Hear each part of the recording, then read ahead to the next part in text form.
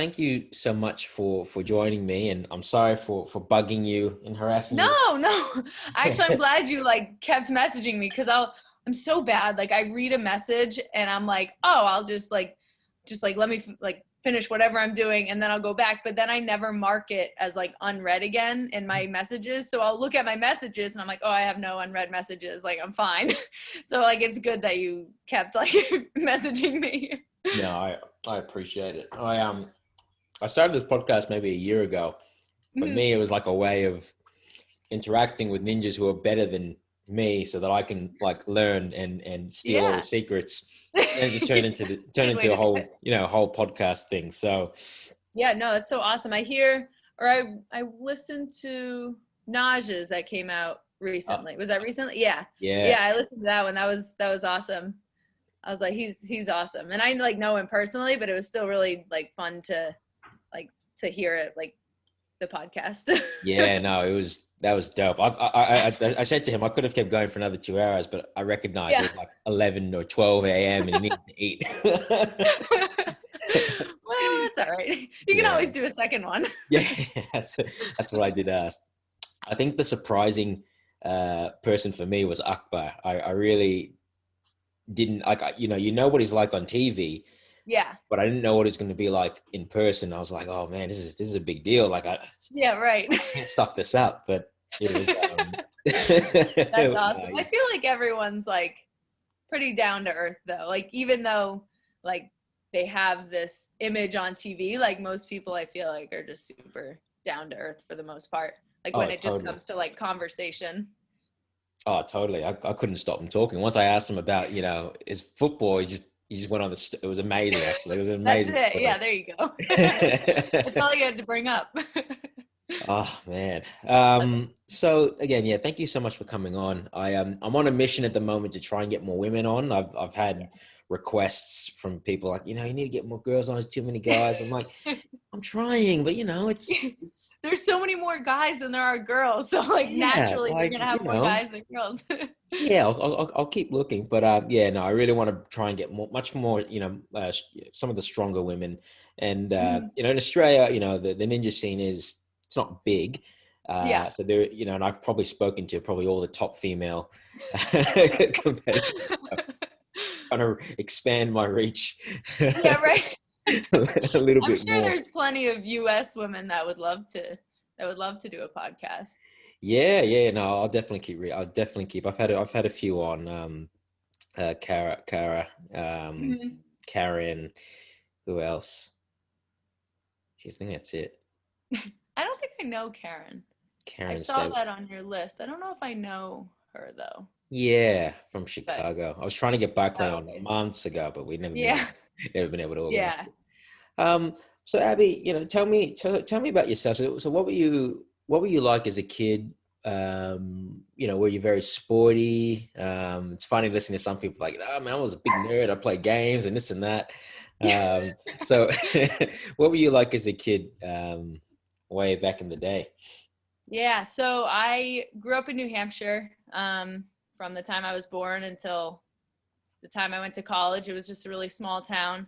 Mm, Small town, and I had one sister, and our whole family was extremely athletic. Both my parents are really athletic, grandparents, aunts, uncle, everyone in my family is just all about sports. So naturally, I got into sports at a super young age. mm, Um, I was always kind of like bouncing around the house and like flipping around. So my sister, who was 4 at the time, I was 2 years old. She was signed up for like a gymnastics class, just like a super local like recreational class. And my parents were like, please just take my youngest, me. So I was 2. They're like, please just take her, like see how she does. If she doesn't do what she's supposed to do, like send her back out, whatever. So I did well, I guess. So like that kind of started like my athletic career. I also did downhill skiing. That's was a really big sport in my family. So I think I was on skis when I was like a year and a half old. Wow. And I was like skiing all over the mountain by the time I was like 4. So those were like my 2 main sports when I was really young. But I did a little bit of everything. Like I tried soccer, I tried t-ball, and I did a little bit of like sailing. So just kind of tried everything, dance, but the 2 main ones were gymnastics and skiing. But as I got older, since gymnastics and skiing are the same competitive season, they're both in the winter. I ended up having to choose when I was like, I think I was like 8, maybe 9 years old. I had to choose which one to do. And I just ended up choosing gymnastics, which I ended up doing up through college. So I guess it was a good choice. And then as I got older into middle school, I also started running cross country and doing track and field, which I did track and field also through college. So really focused on gymnastics, track, and cross country as I like got older. Wow. But did a little bit of everything and was able to narrow it down. That's awesome. Do you regret not sticking with downhill skiing? Sometimes I wonder, like, my parents will tell me, like, I was very fearless. I mean, a lot of little kids are fearless, but like, I just went for it. It was probably like a little too fearless when it came to like, I would just go straight down the mountain. I wasn't turning, I wasn't doing anything, but I just didn't, I loved it. So sometimes I wonder, like, if I had stuck with it, like where I would have gotten. But I think I definitely made the right choice. I had some really awesome opportunities and everything through gymnastics and cross country and track. So I'm definitely happy that I stuck with that. But yeah, sometimes I'm like, I wonder what that was like, but it's also really cold. So it was nice to be indoors for gymnastics. Very good point. My parents are like, thank you for not making us be outside every weekend throughout the winter for ski races. That's why they push you into gymnastics so yeah, hard. Right. My sister stuck with ski racing. She did it through high school. So we still had a little bit of it in the family, but definitely indoors in the winter. They couldn't bear doing it twice. Yeah, no, they're like, one is enough. Oh, that's hilarious. So, how did you find yourself discovering ninja? It's actually kind of a interesting story. Here we go. So I did gymnastics and track up through college. I competed in both, and I mean, naturally, once you graduate from college in those sports, I mean, for the most part, you're done, you're retired. Especially for women's gymnastics. I mean, you're like lucky if you make it through your senior year of college without being broken. I can imagine. So I was one of the lucky ones. I was still relatively healthy, graduating college, but then I just kind of like, I had no idea what to do with myself. My boyfriend Joe, who's also a ninja, we both met at college. We were both gymnasts. So when we graduated, we were both kind of like, I don't know what to do with my life. I've done a combination of sports all my life. Like what do people do for like fun? Like, I don't know. But I still had this like competitive drive in me. And I knew I needed, like, that's what I needed to fulfill and kind of fill that void. So I did from my running background, like I was training for like a half marathon and I was doing road races. But it wasn't really enough. I was missing like the full body, like movement that gymnastics had. And we were just doing regular workouts at home, like in the garage, and it was all right. Like, it was keeping me in shape, but I just wasn't like really happy about it. And so one of our other teammates from college, Connor Galvin, he was training ninja. Yeah. So he's one of my college teammates. So he had already started training ninja a little bit before we had. And so we kind of talked to him about it, and he had said that we were living in New York at the time, and he had a competition in Brooklyn. And this competition was just like super like laid back. It was a New York Ninja comp with Justin Conway. And so you have like the way he set it up, there's like an hour of training and like practice time before the competition. And then you run through the competition. And so Connor was like, oh, like come watch, like see what Ninja's about. And so like, all right, we'll come watch, we'll see what it's like, whatever. Watch, right? And then, yeah, we'll watch. So then Connor's mom, we're close with Connor's mom, and she goes, just compete. Like there, you got nothing to lose. Like see how it goes. And then we're like, yeah, I think we'll just watch, whatever. And she goes, if you guys compete, I'll buy you pizza after the competition. And I'm like, we're in Brooklyn. Like, of course, I can't turn down pizza. So we competed. I had never trained any ninja. I hadn't done any like movement like that since gymnastics. And this was, I think it was almost maybe a year and a half, almost 2 years out of gymnastics at this point. So I really wasn't, I still had a little bit of it in me just naturally, but I was nowhere near in shape. So we went. During the practice time, I think I stood there for like 20 minutes. I'm like, I don't even know like where to start. like there's just obstacles, but I didn't even know what to do with the obstacles. So I was pretty useless in there, but then I mean Connor and people started kind of showing us what to do, and we competed. I think I fell on I definitely fell on the first obstacle. I think I fell on the fourth obstacle. I fell like every other obstacle, but it was so fun, and I'm like, oh, all right, this is awesome. So we got our pizza, and then Joe and I just kind of were like, well, like maybe we should just kind of try it and see what happens. We started rock climbing a little bit.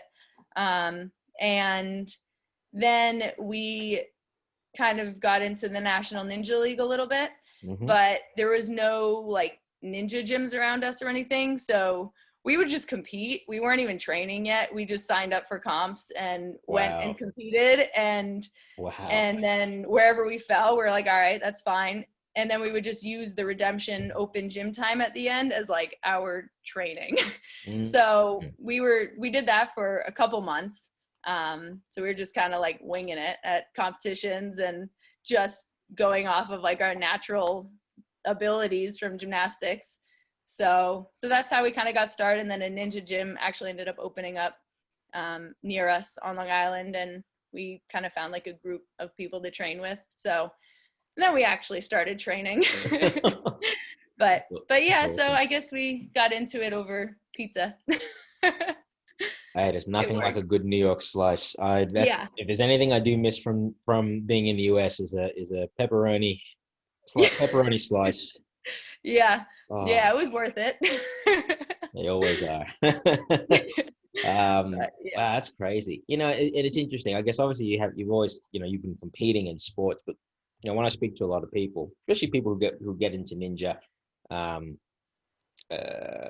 necessarily competing on the show, but there's like this defining moment where after they do a comp, they either enjoyed it or it terrified them, and they never want to do ninja again. And I always find it interesting as to why people enjoy it. What is it that they enjoyed? Why do they keep going? Because with ninja, obviously, I mean, there's a failure around the corner for everyone. Yeah, literally. No matter how good you are, you're going to fail. And I think it's perhaps us, we have a very good relationship with failure, and I don't think a lot of people do. Hence why they probably struggle, and maybe why ninja's not as big as say Spartan Race or Tough Mudder.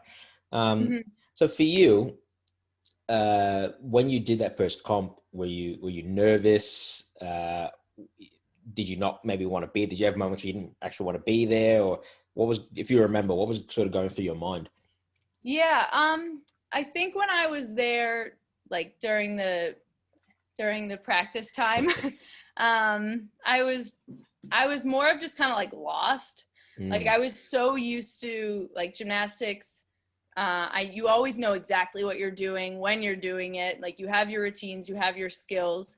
And I don't think I didn't know what to expect. So I got there and I was just kind of like I feel like I should know something about this sport, but I know nothing about it.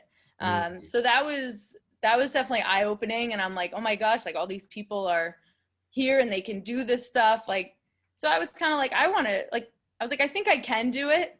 I didn't know how, but I was like, I think I can do this. This is kind of right up my alley. Like behind in line of gymnastics. So during the competition, I just kind of went for it. I think I don't really completely remember how I felt, but I think I was just kind of like, see how it goes. I loved that specific competition was like, if you fail an obstacle, you keep going anyway. So I think that also helped. Like, I think if I had competed and fell on the first obstacle like I did, that would have been my first impression of Ninja. And I think that probably would have changed that a little bit.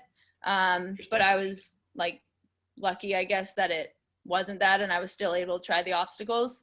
So I think being able to go through them and seeing that I failed on however many obstacles, I was like, oh, I gotta get it together. Like I want to do it again and keep getting better at it. So, so I definitely think it was a positive experience, just being able to kind of go through the whole course anyway. And then that like made me want more. Yeah. No, absolutely. It's quite addictive, isn't it? Yeah.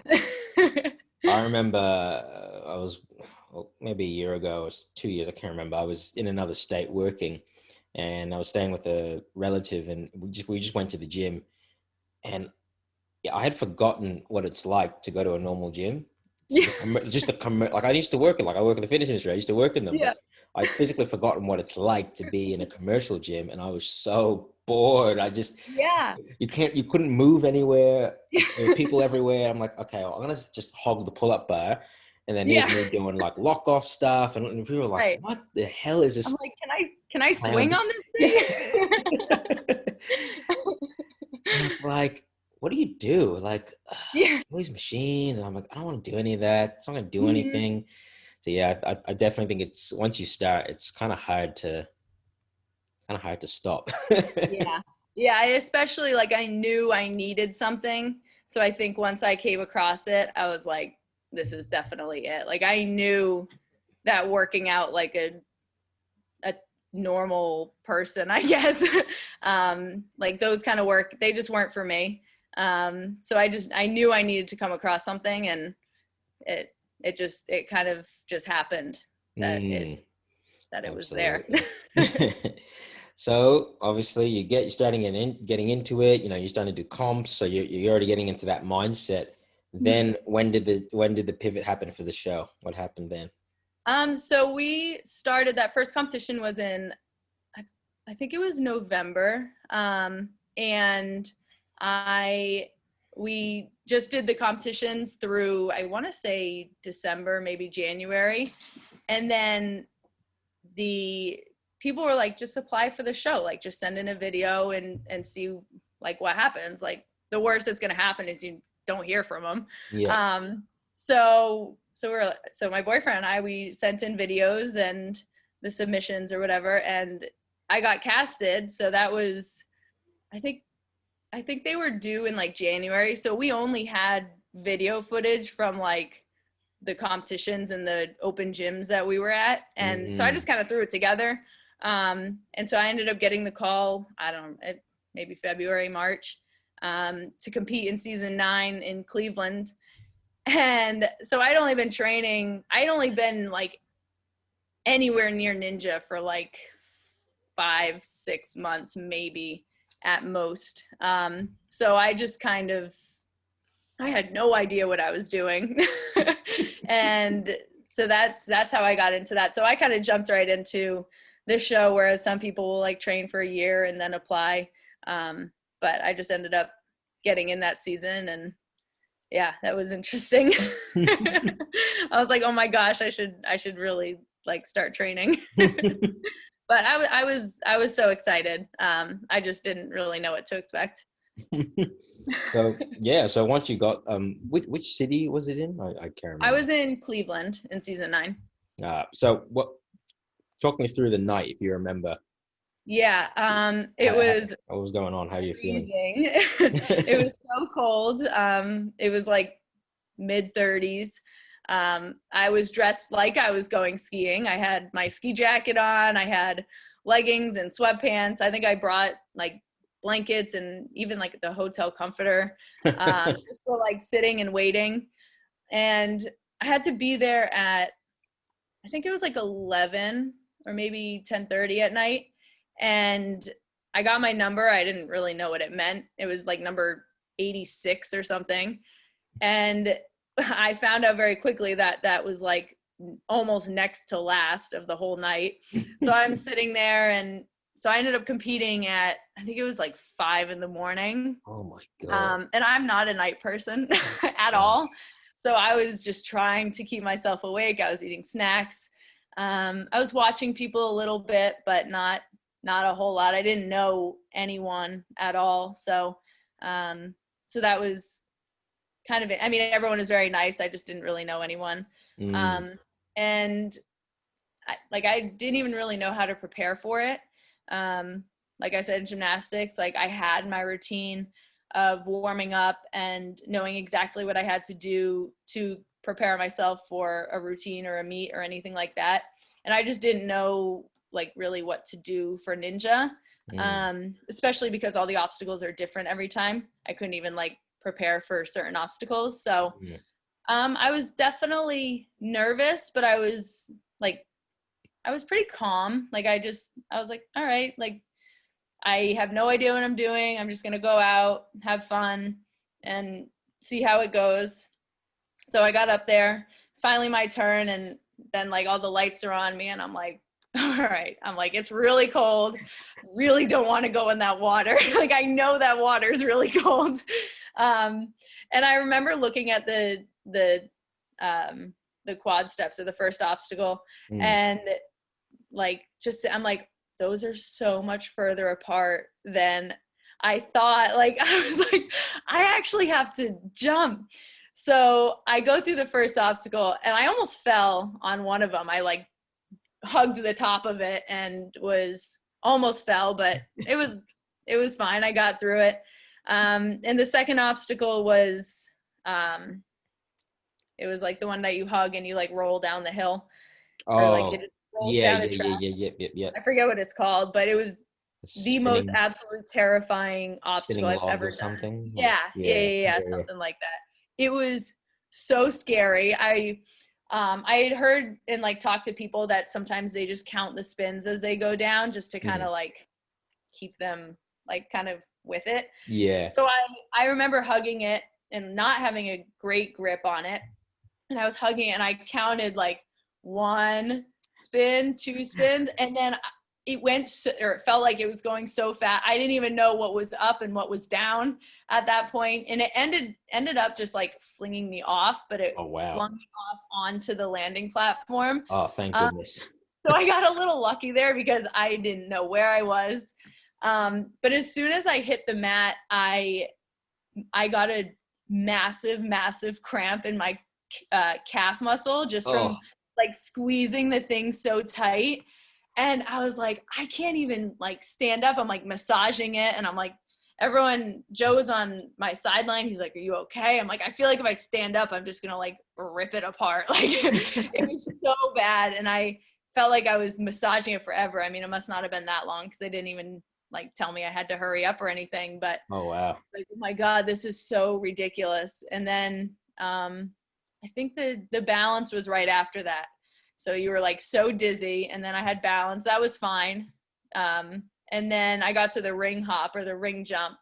I got up, and I just had no technique. This is where like it clearly showed that I had no idea what I was doing. And I was able to kind of muscle it. I think I ended up getting up after like forever. It felt like I was fighting it for so long. And then on the way down, I hopped it and just like peeled. Like before I even knew it, I was in the water and Ah. then out of the water because it was so cold. But that was definitely the obstacle that like really made me realize that there's a technique to some of these obstacles and it's not always just like muscling through things, and like there's more to it than just like going for it, I guess. Yeah, yeah, yeah, yeah. So that was the end. I don't even know how I ended up like placing for the women. I didn't qualify to city finals, but I got as far as like some of the girls who did qualify. So that actually kind of surprised me. But I was pretty happy with it just because I really wasn't expecting a whole lot, just because it was my first time and I was so new to the sport still. Yeah, it's crazy. I mean, I can only speak for myself, but yeah, I feel like, and I've competed twice in Australia, but the first season was better than the second. Mm-hmm. And I think it was because it's like, yeah, whatever, just I'm just happy to be here, and Yeah. Yeah, exactly. it really helps your mind. Like it really helps Totally. you not necessarily relax, but I guess you have gratitude and like, man, it's just Mm-hmm. you're so caught up in how cool this is. You're not worried about, oh, I don't want Yeah. to stuff up.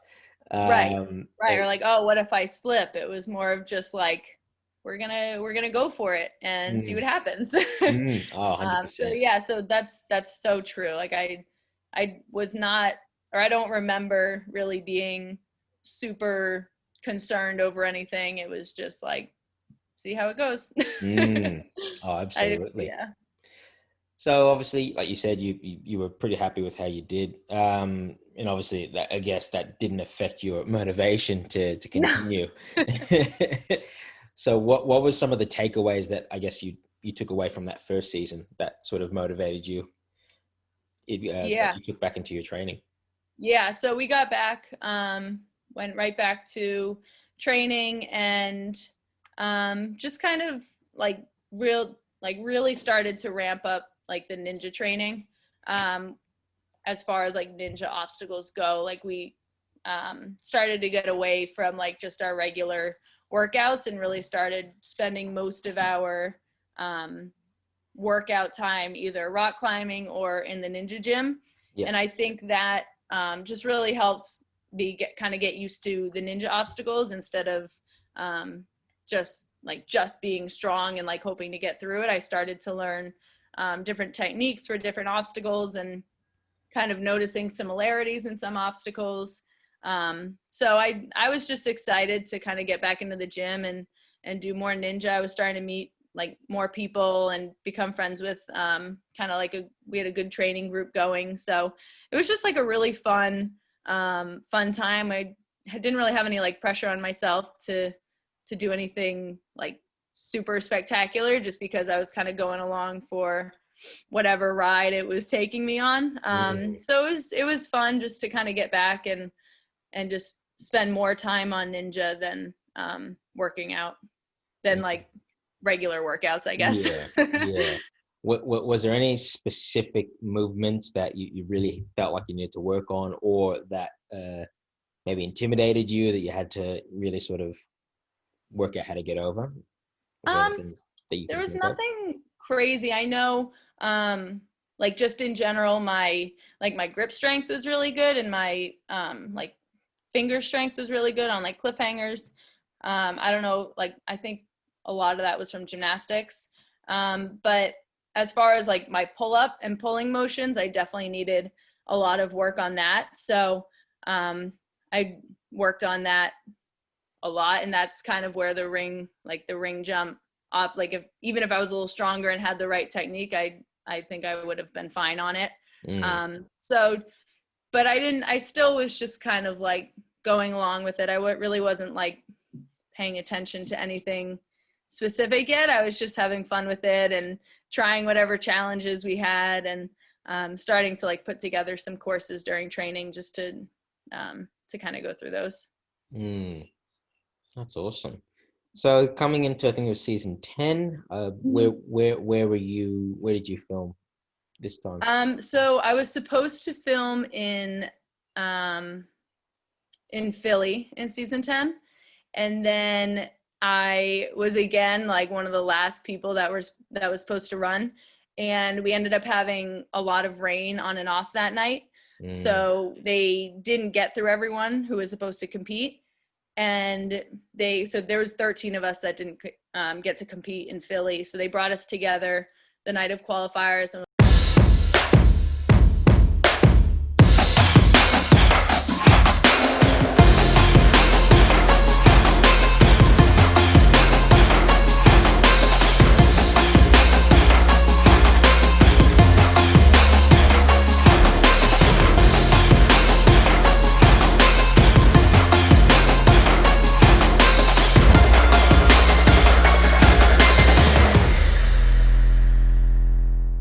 was like, look, we're going to try and squeeze you guys in like the next night before we film finals. Okay. And see how, like, we're just going to have to do our best. So the next night comes around and it's like raining all day. It's like now storming, thundering, whatever. So they bring us together and they're like, look, like we're not going to be able to get through you guys and the finals competitors. They're like, we're hoping to even just get through the finals competitors at this point because of the rain. So, so they're like, we're going to send you guys out to Minneapolis. So like 2 weeks later, they flew us out to Minneapolis to compete in that qualifier. That's nice. Which was, I loved it. I mean, Minneapolis was really nice. The weather was absolutely beautiful. So it ended up working in our favor, I guess. And even on the night of Philly for qualifiers, I was like close to going. So I was on the edge of like having to start warming up. So I would warm up and then it would rain or something and they would have to wait. So then I'm like hanging around and then I would warm up again. I think I warmed up and cooled down like 4 times that night because I was right on the edge. And I just had a feeling that like I wasn't going to be competing. I just like, I don't know if like mentally I wasn't there and it just like was a coincidence or what, but like I just felt like as I was warming up and then cooling down and warming up and cooling down, I was like, I just don't feel like I'm going to be competing tonight. So it's probably a good thing that I didn't, because I don't think I would have mentally been there while I was out on the course. But Minneapolis was awesome and ended up being my best season so far. So I guess it was meant to be. Yeah. I think you hit a buzzer that season. So actually, I got some questions. I think one of them was, what was that feeling like when you got up the wall? That was, oh gosh, that was crazy. That whole course, my whole course run in qualifiers was not very smooth. There was a lot of things that I did that just like weren't great. Like first obstacle was fine. Yeah. Second obstacle was fine. And then the third obstacle was the ring jump. So I was like, this is the same obstacle that I had last season. And I was supposed to be in Philly and now I'm in Minneapolis and here's the obstacle. So I had a technique that in season 10 to get up the ring jump and I cleared that. But then the balance, I like penguin slid across like the last step for balance. And then the fifth obstacle is when like I really started to kind of feel tired. But I knew I was like right there and I could actually hear Matt and Akbar at that point. They were just like close enough. I don't usually hear like too much going on around me, but it was so like I just heard the word finals and like going to finals or something along those lines, and I'm like, you can't lose it now, like you're right there. So I get through that and I'm like, okay, the wall is like my most challenging obstacle ever. Like it's everywhere and everyone knows it, and for some reason I just have the hardest time with it. So I get to the wall and I'm like tired. I'm like stretching out my arms, and then I remind myself, I'm like, you don't need your arms for this obstacle. Like you could like just fill out. Like if anything, you should be like stretching your legs, because I'm like, you don't need your forearms for this obstacle. Like you're good. So I was definitely like excited that I was at the wall, but I knew that I still had like a challenging obstacle for me Mm. left, whereas like some people get to the wall and they're like up it in 2 seconds. um, so I got to the wall, and my first run up, I had never been on the wall before, so, or at least Mm. the one on the show, so I just kind of was getting a feeling of the wall. When I didn't make it, I was like, that's fine, like that happens during practice a lot for me. So Mm. and I'm like, I still got 2 more tries, we're good. And so I go for my second run, and I knew I was closer to the top, like I could feel the lip, Mm. or I was like just there, right there, but I wasn't there. Yeah, yeah. And on my way down, like sliding down the wall, I was like you have given yourself one more chance. Like this is all on you. There's nothing anyone else can do at this point. So, and I just didn't want that to be the end of my run Mm. after like such an exciting run. Mm. So I just kind of, I honest, like I turned around, I just kind of like rested against the platform behind me, and just like took a second to breathe Mm. and like calm down. They weren't telling me that I had to like hurry up and go or anything. So I just kind of took my time, totally calmed myself down, took a deep breath. And Joe had come over to the side of the wall and was like, you are literally like not even an inch. Like you're so close to the top. You just gotta go for it. And I took a deep breath and I went for it. And I felt my fingers around the top. And for a split second, I was like, oh my God, oh my Oh my gosh. God. And then I like came to, and I'm like, get your other hand up there. Like you're going to fall off. But climbing up, I just couldn't believe it. I was like, I've seen people hit buzzers, and I didn't grow up watching the show or anything, but like you see buzzers and people hitting buzzers. And I was like, so this is what that feels like. Like it's such a cool feeling. And it's so hard to explain other than just like, it's so exciting. And it was like such a relief, because one of my goals was obviously to hit a buzzer. So it was like a little bit of a relief that I had done that. Mm. And then just standing up there and like seeing the whole crowd. And my dad was there, and Joe and Connor were on my sidelines as well. So looking down at them, like I wanted to go and talk to them, but I was 14 and a half feet up in the air, and I couldn't really talk to them from there.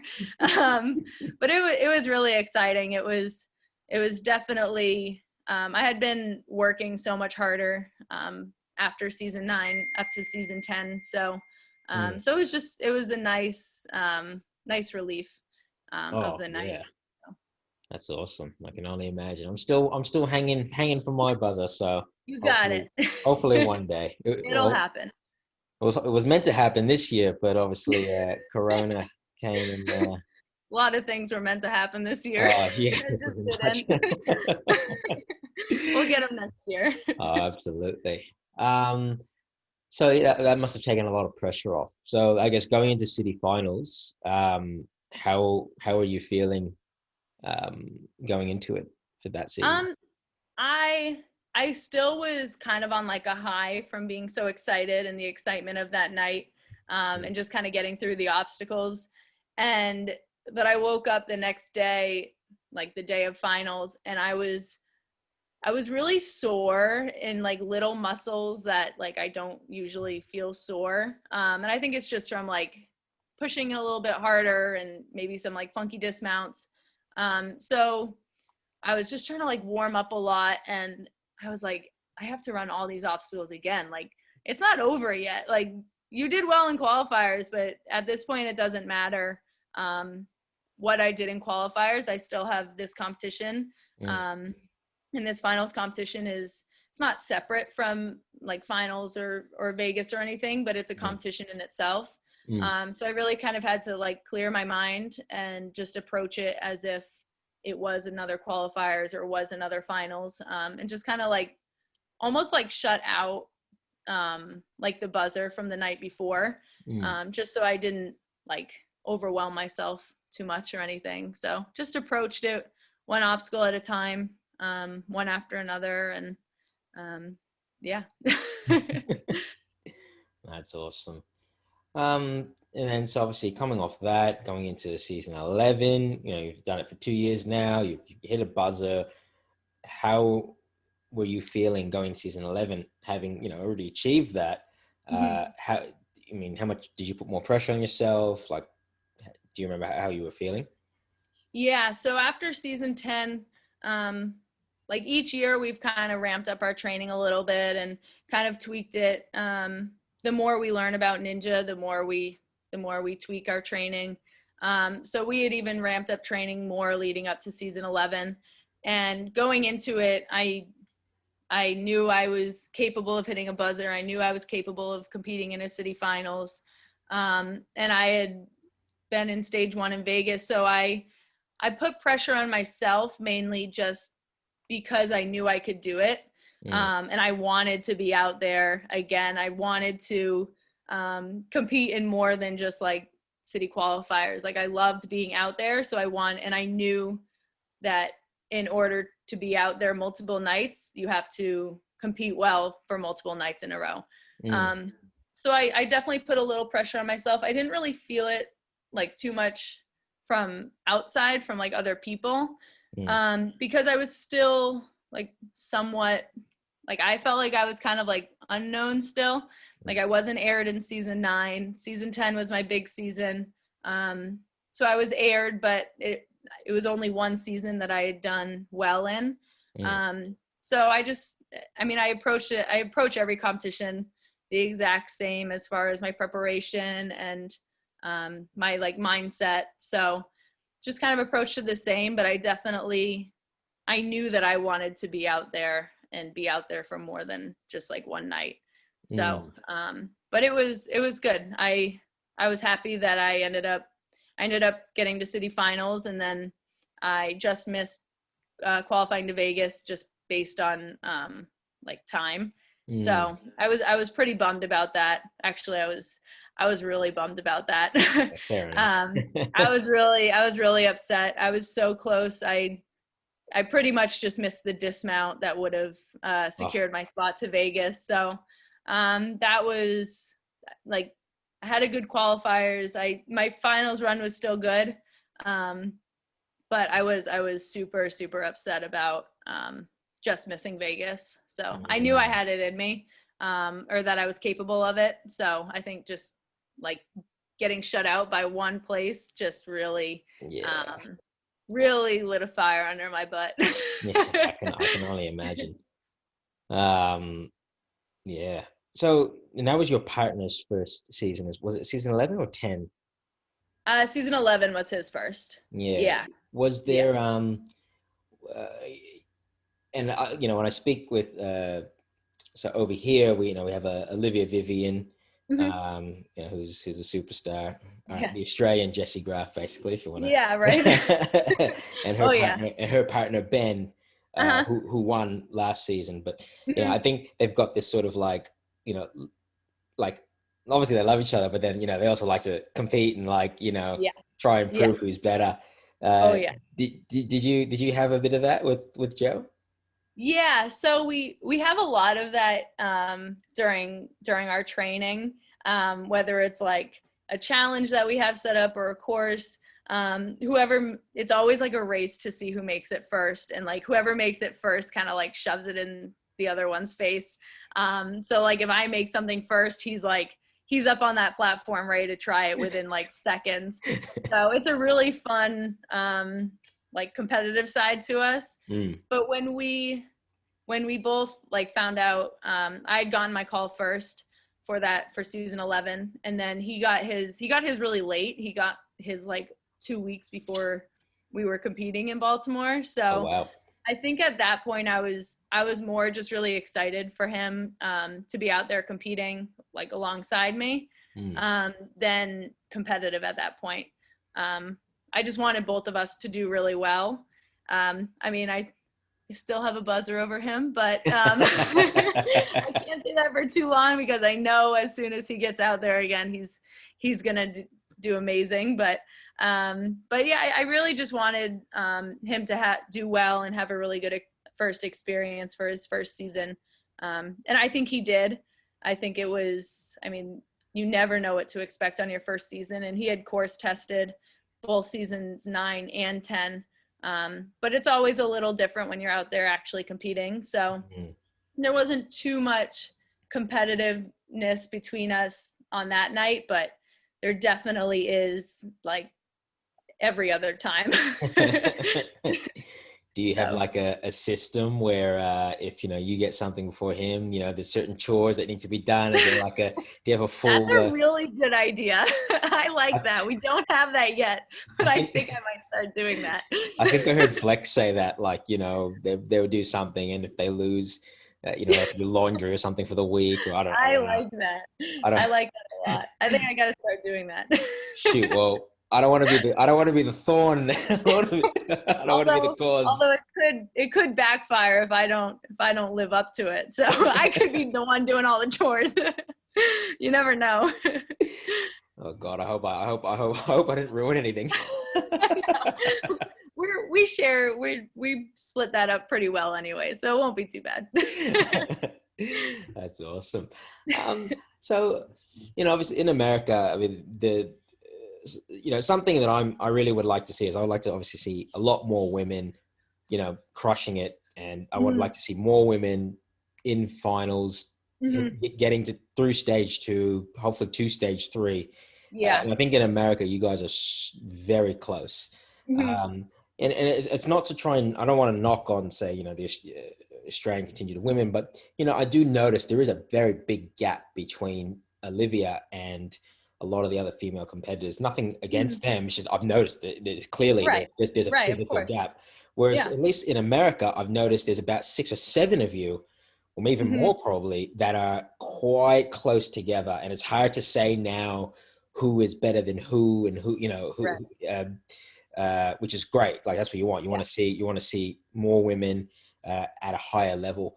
What do you think has been progressing the women in the US in terms of them improving? What do you think the formula or the secret's been, in your opinion? That's a really good question. I think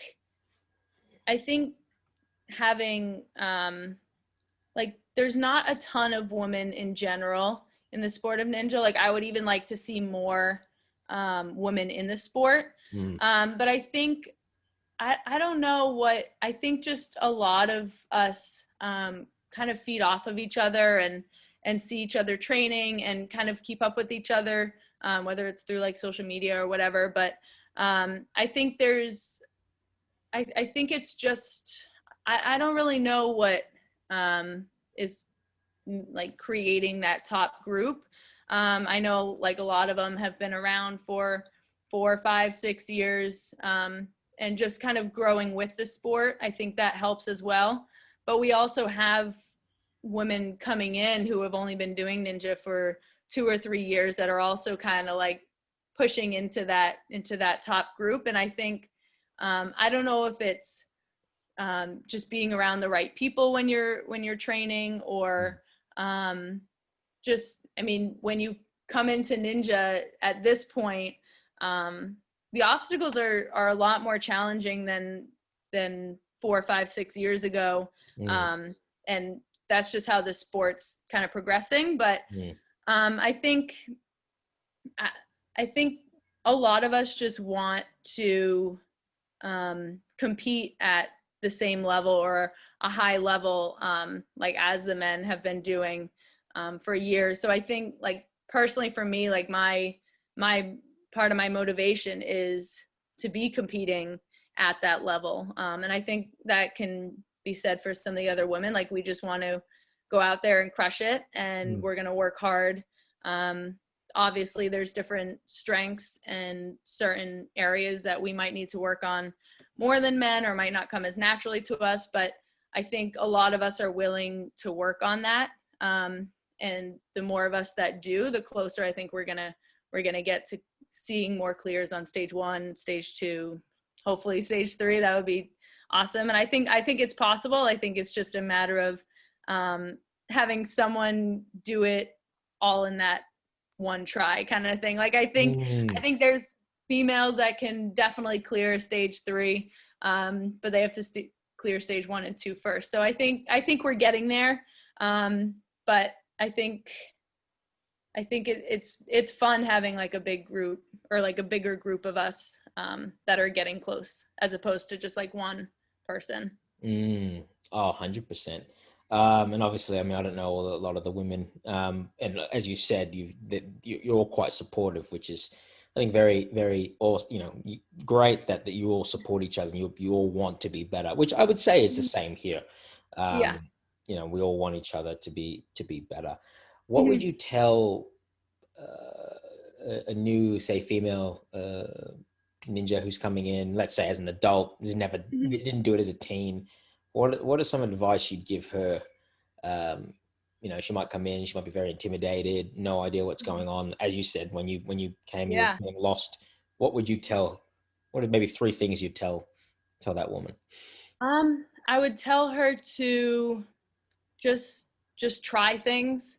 Um, like just kind of like go for it. If there's an obstacle, like you're not sure you're gonna make it, try it. I mean, pretty much the worst that's gonna happen is you're not gonna make the obstacle, and you can get up and try it again.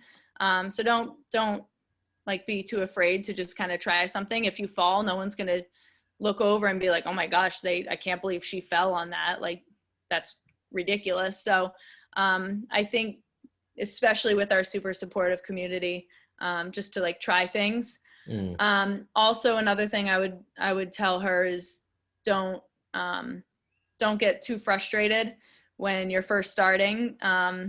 It takes a lot of time and a lot of time to build up certain strengths, and you might walk into a gym and be training with someone who's been training for a while, and it's really easy to try and compare yourself to that person and what they're doing.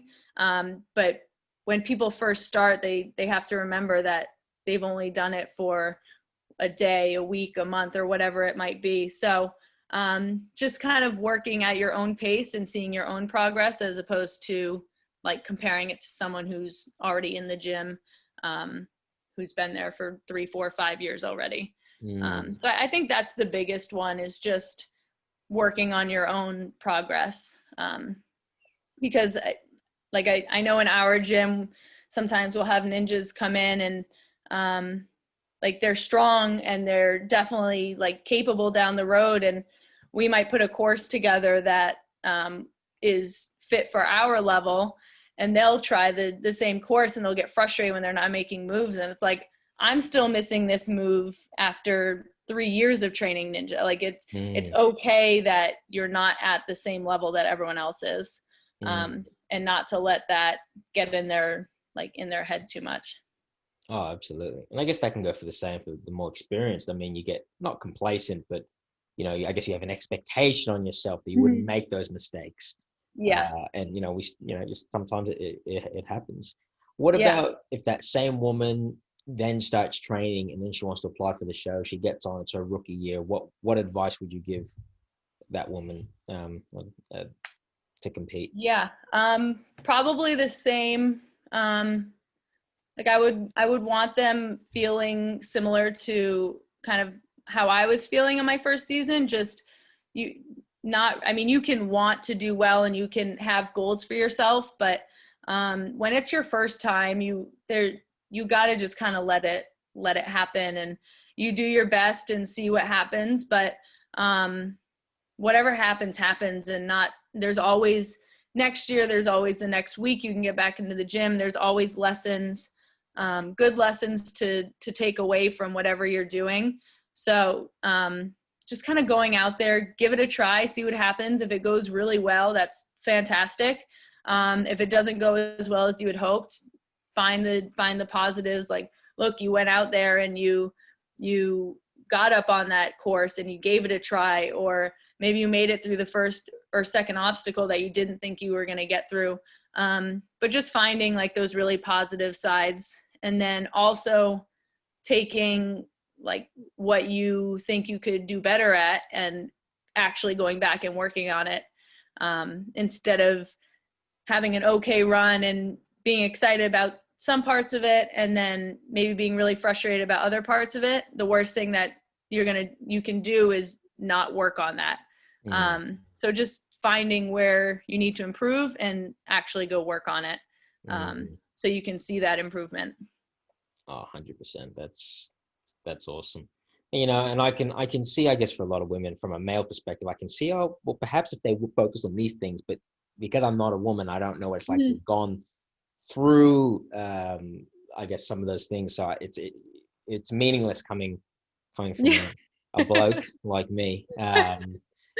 But no, that's really awesome. One of the questions someone asked was, I think, I don't know if it was a question or if it was a statement. It just said, strongest female competitor.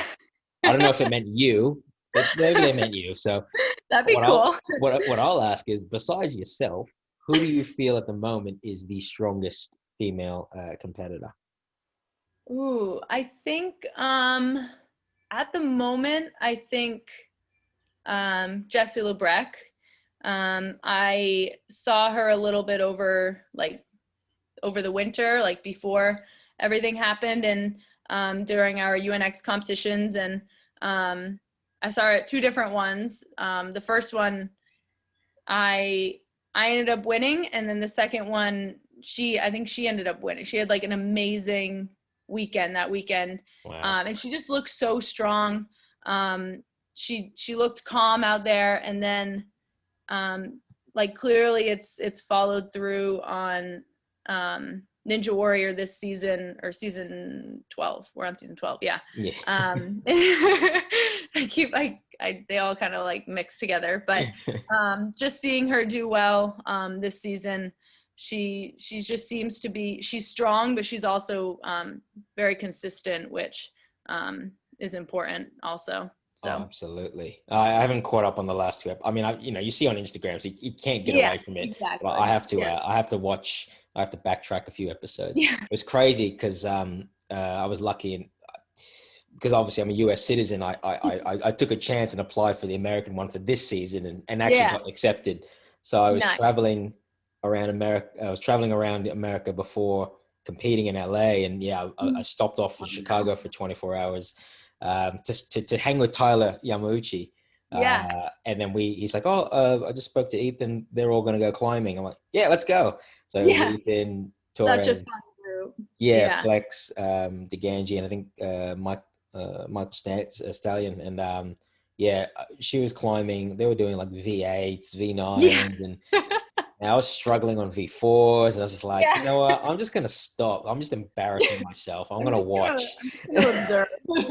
Oh, yeah. She's so strong, though. Like, it's crazy grip strength.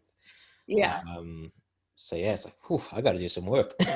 Yeah. And then I went out. I mean, I was originally supposed to compete season 12, but once they kind of changed everything to be able to film this summer, I ended up going out to course test. So I was able to course test, and I ended up watching like all the filming.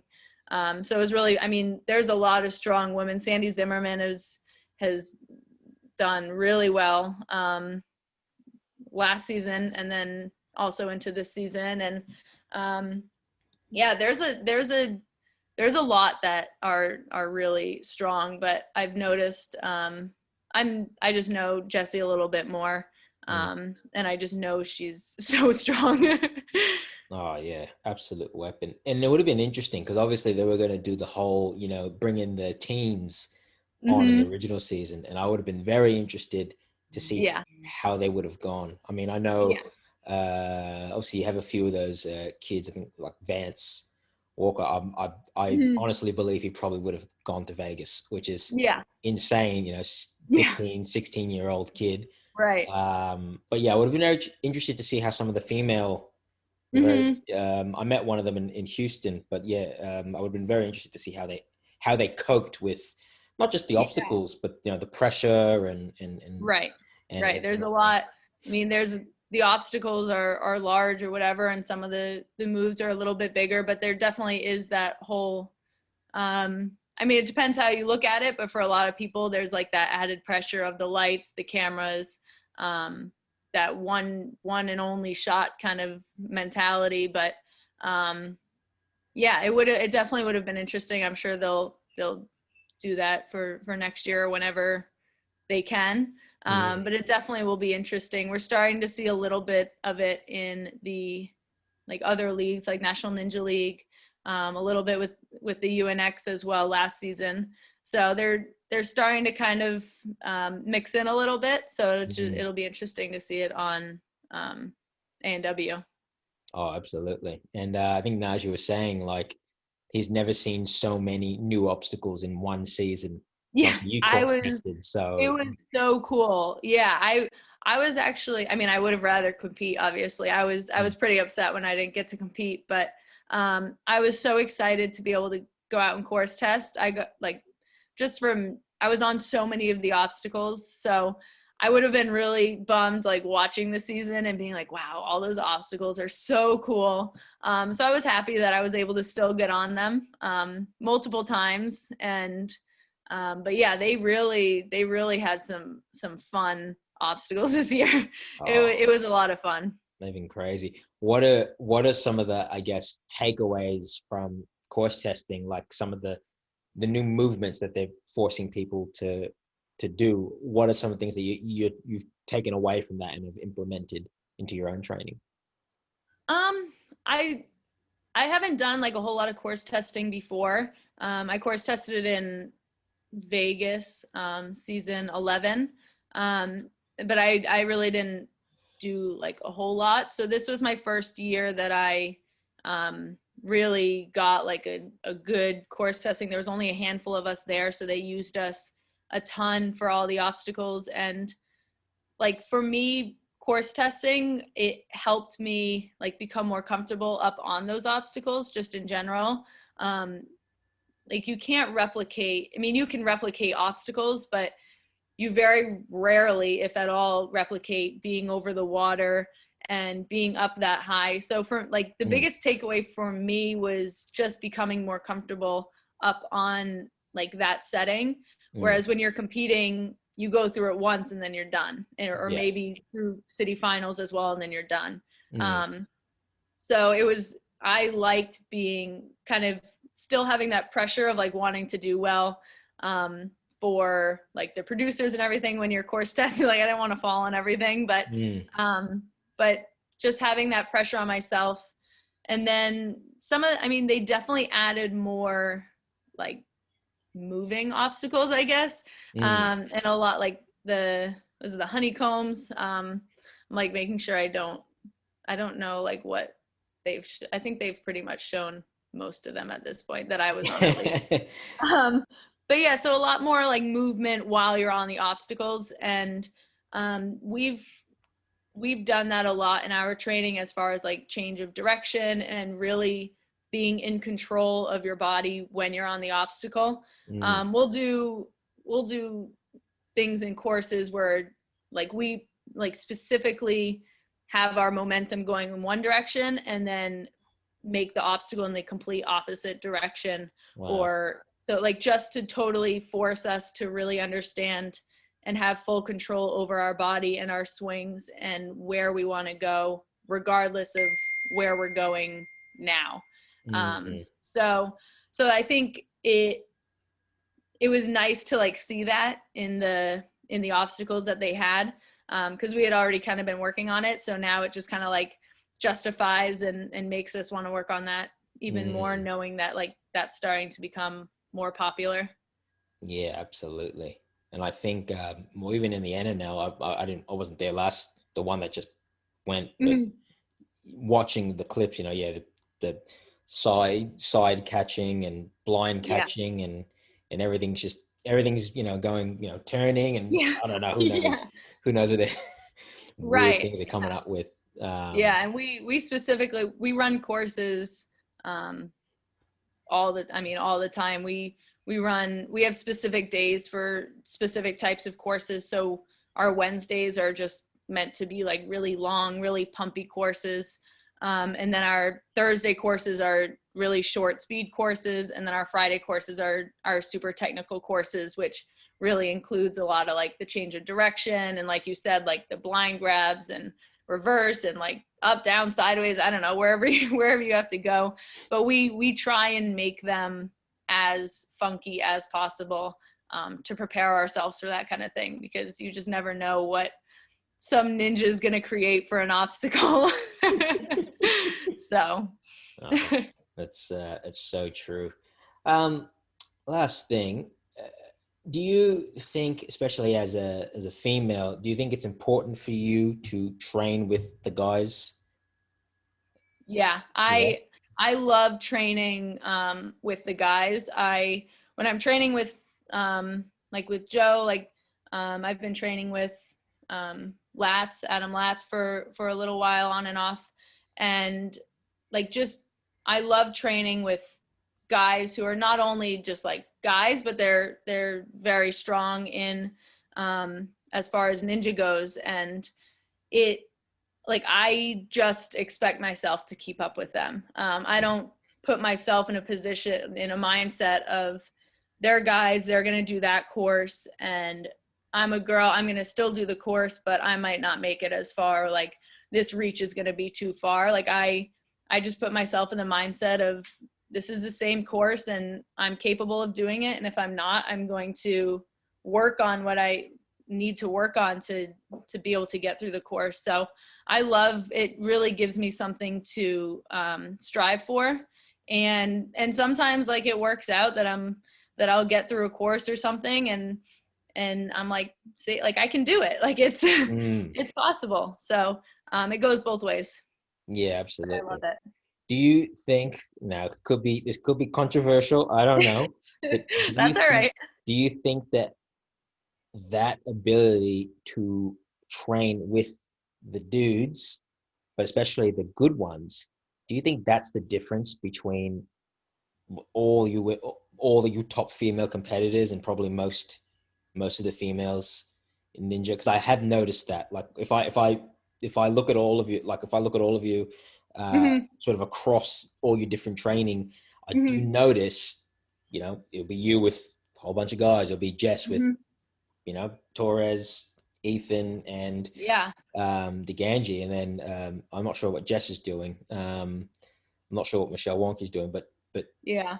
I have noticed that, and I'm wondering, do you feel that that might be the difference, as wrong as I that think, might be? yeah, no, I think I certainly think it can help. I think that like when I train with guys, like or if I'm training alone, I might do something and it like I think it's hard for me personally, and I'll be like, okay, that was hard, like that's good, that's a good enough workout, whatever. But when I'm training with the guys, I you can see how much more is possible, and I think it pushes me to even go beyond what like would even come to my mind. I feel like a lot of the guys, they just have like these crazy ideas, these crazy challenges. Joe creates these crazy courses during practice, and I know I wouldn't have thought of those challenges or courses on my own. So I having them, like they know they're strong and they know what they need to do. So I'm part of me tries to just play catch up with Mm, them, and I think that is pushing me that much further, and becoming like that much stronger every workout that we do. So I mm, think it definitely helps, just because some of them, I mean, a lot of the guys are really, really strong in whatever they do. So it just allows me to kind of push myself further than I would have on my own. very interesting. And you know, obviously, not to say that if all you girls came together for a session, I'm sure it would be Right. very Oh, of course. productive. But I feel Yeah. like you're all on a similar mindset of Hmm. trying to be better than what you are. Hmm. And you know, a lot of dudes, well, at least a lot of the male competitors, I mean, we're like that. You know, we're trying to push. Yeah. Yeah. Um, so I feel like that maybe not. It's not so much that the fact that we are men. It's just maybe the fact that Hmm. we have that mindset. Yeah. Uh, Yeah. so Totally.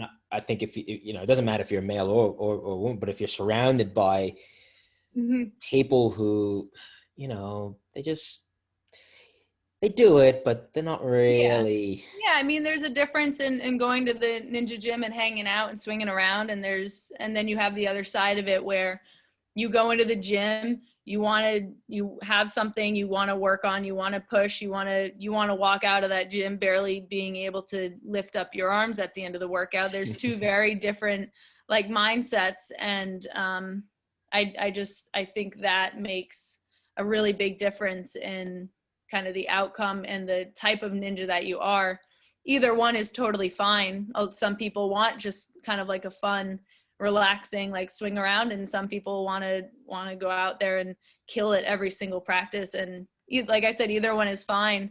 But you want to surround yourself with people that are going to do whatever you aspire to do. And like, if I want to be better and stronger, I want to work out with people who are better and stronger than I am. 100%. I totally agree. I could probably keep talking to you for another hour, but I'm sure you've got food you want to eat. I kind of snacked all day, so I could probably hold off for a second. Oh, fair enough. Well, I'll end it there, but thank you so much for coming on, and I've really enjoyed this chat. It's so nice with technology and social media that you can just connect with people, you know, we've never met before, but you know, we've had this awesome chat for like an hour and 10 minutes. Yeah, right. It's so easy just to like hop onto a call and talk to someone who's literally like halfway around the world. It's a beautiful thing. It's really neat. But thank you for having me. No, I appreciate it. And I mean, good luck going into season 13. I don't know if I'll be joining you. I think with the lockdowns and everything, hopefully the quarantines and all that stuff, I don't know if I'll be able to get across. Who knows when that's gonna slow down or whatever, but hopefully if it does, you'll be over here with us. Hopefully. But thank you so much for coming on, and we'll keep in touch. Yeah, sounds good. Have a good Saturday. You have a great weekend. Bye. Thanks. Bye.